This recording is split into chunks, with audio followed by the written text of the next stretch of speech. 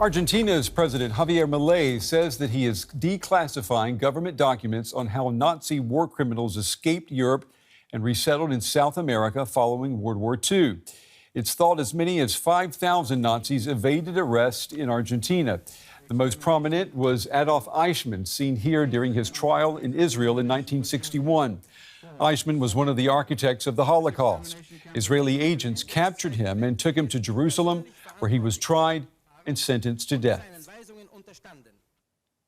Well, I'm joined now by the man known as the last Nazi hunter. Dr. Efraim Zuroff has played a key role in helping to bring Nazi and fascist war criminals to trial. Dr. Zuroff, it's good to have you back on the program. What are you expecting to find in these files that are being made public in Argentina? I assume that we'll be able to get many, many details regarding the identity of the Nazis who fled to Argentina and the identities of the people who made it possible for them and who helped them. I mean, we know who ran the networks, the two networks. One was alias Hudel, a Austrian priest or a bishop who ran a seminary in Rome. And the other network was run by a Ustasha Croatian priest, Krunoslav Dragonovic.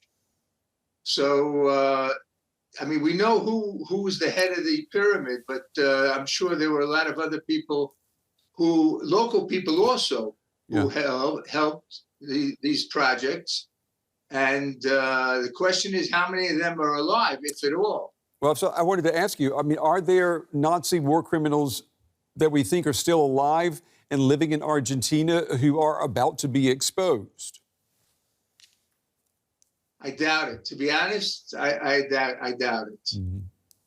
Well, could information in these files, could it lead to cases against former Argentinian officials who helped these Nazis escape justice? Well, the question is, are they alive? Mm. In order to be put on trial, you have to be alive. That's the basic thing. Yeah, I guess we're in a battle or a race against the clock now. Argentina has been sitting on these documents for decades. Are you clear on why these files are being made public now? And do we know why hasn't this happened sooner? There's no question that this is a result of the identity of the current president, who was a great friend of the Jewish people, and someone who wants this this whole project to be exposed.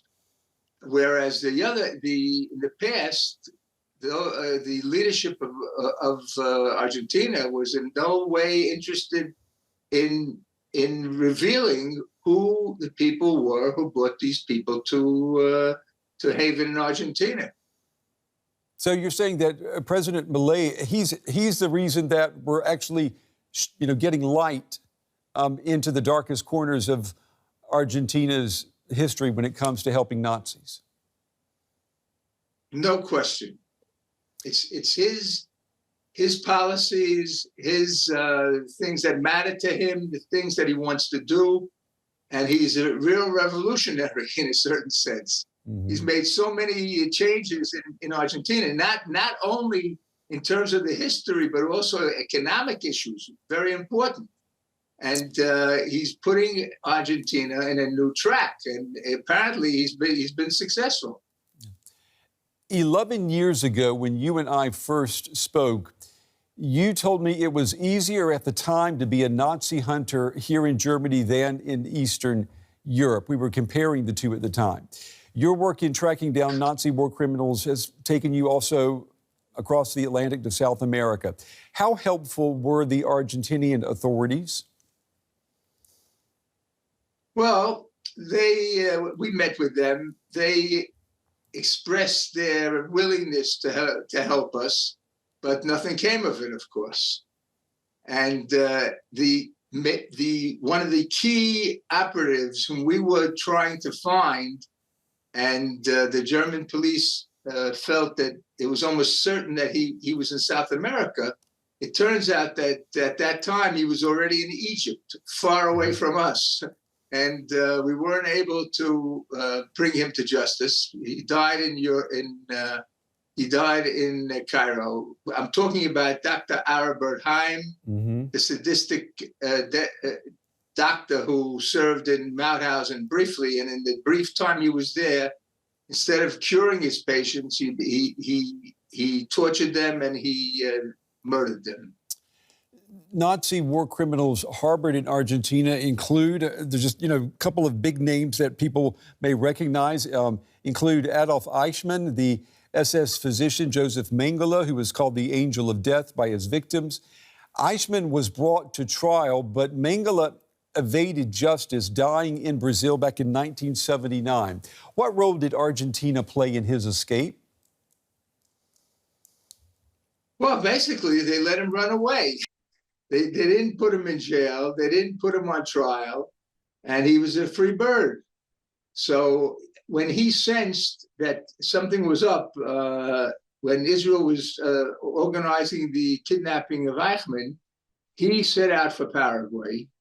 Later on, moved to Brazil, and that's where he died of a stroke swimming in the Atlantic Ocean. But we know today that one of the operatives of the Mossad, who was a member of the team who kidnapped Eichmann, and it's the person who identified Eichmann, because first Israel sent this Tzvi Aharoni to make sure that it was Eichmann, and he confirmed it, and then he came back with a team of people to carry out the kidnapping. He said that subsequent to that, he came face to face with Mengele in Brazil, but he said that there was absolutely no possibility that an Israeli team could kidnap or execute Mengele and come out alive. So the thing was dropped. Dr. Efraim Zuroff, the man known as the last Nazi hunter. Dr. Zuroff, we appreciate your time. We appreciate you also sharing your valuable insights with us tonight. Thank you. You're welcome.